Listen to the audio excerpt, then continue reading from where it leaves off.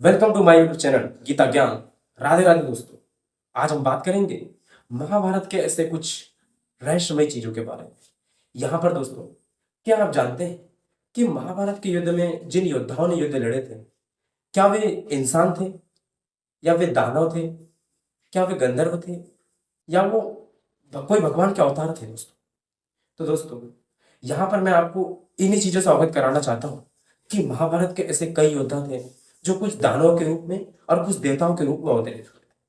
तो इस वीडियो के लास्ट तक बने रहिए और देखिए कि कौन कौन से ऐसे योद्धा थे जो देवता और दानव के रूप में अवतरित हुए।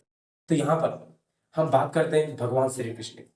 पहले आते हैं भगवान श्री कृष्ण। भगवान श्री कृष्ण स्वयं नारायण के रूप में अवतरित हुए और उनके बड़े भाई बलराम बलराम शेषनाग के अवतार थे दोस्तों। अब तीसरे में माता लक्ष्मी। माता लक्ष्मी स्वयं रुक्मणी के रूप में अवतरित। अब जो स्वर्ग की अप्सराएं हैं, जो स्वर्ग की अप्सराएं हैं, वह कृष्ण की 16,000 रानियों के रूप में उत्पन्न। अब हम दानवों की बात करेंगे। यहाँ पर जो दानव है, दानवों में जरासंध, ये शैल्य, शिशुपाल, धृष्टकेतु, कालनेमी कंस और शिवी, यह सब ध्रुव के रूप में उत्पन्न हुए। जो दानवों में जरासंध, शिशुपाल, शैल्य, धृष्टकेतु, कालनेमी कंस और शिवी, यह सब ध्रुव के रूप में उत्पन्न हुए।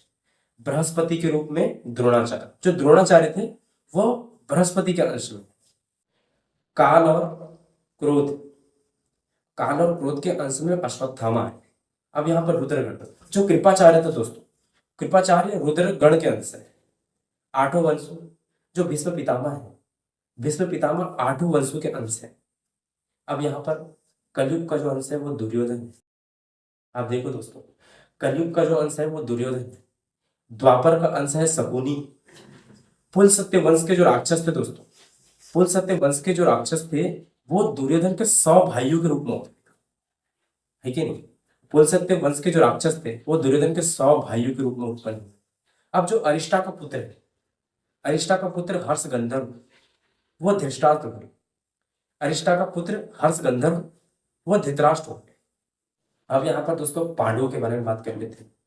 पांडवों में युधिष्ठिर धर्म से है, धर्म के अंश है युधिष्ठिर। वायु से भीम, इंद्र से अर्जुन, अश्विनी कुमार जो है, अश्विनी कुमार है नकुल और सहदेव, और सुभद्रा के पुत्र जो अभिमन्यु है वह चंद्रमा के पुत्र वर्चा से उत्पन्न हुए। जो अभिमन्यु है वो चंद्रमा के पुत्र वर्चा से उत्पन्न हुए। अब मरुदगण की बात करते हैं। जो मरुदगण है, मरुदगण के से उत्पन्न जो होते हैं वो है हमारे विराट, द्रुपद, कृतवर्मा और सात्विक। मरुदगण के अंश से सात्विक, द्रुपद, विराट और कृतवर्मा ये सब उत्पन्न।